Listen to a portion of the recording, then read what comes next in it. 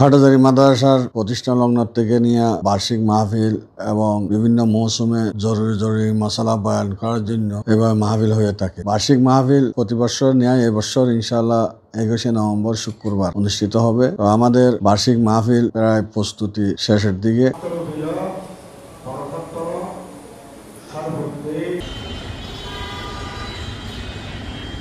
ইনশাআল্লাহ 20শে নভেম্বর যেহেতু মাগরিবের পর সূর্য ডুবার পর থেকে আরবিতে তারিখ গণনা হয়, সেই হিসেবে আমরা মাগরিবের পর থেকে এটাকে 21 তারিখ বলি। তো তাই মাগরিবের পরে আসাতায়ে কেরাম ছাত্রদেরকে নসিহত করেন, যারা আগে আলেম হইয়া ফারেগ হইয়া বের হয়েছেন। গত বছর প্রায় 3100 ছাত্র বার্ষিক পরীক্ষায় অংশগ্রহণ করছিলেন। এদেরকে এবছর পাগড়ি দেওয়া হবে। প্রথম ধাপ পাগড়ি বৃহস্পতিবার এশারের পর দেওয়া হবে, দ্বিতীয় ধাপে শুক্রবার এশারের পর দেওয়া হবে।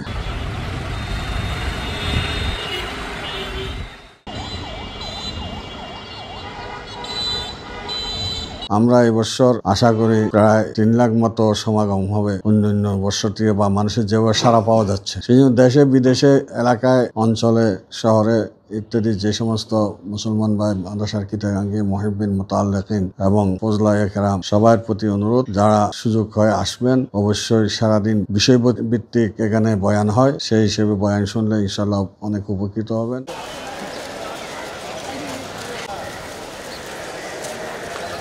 জানেন গত বছর প্রায় 1,41,00,000 বিনিয়োগ খরচ হয়েছিল। আশা করি এই বছরও জিনিসপত্রের দাম হিসেবে আরো বাড়বে।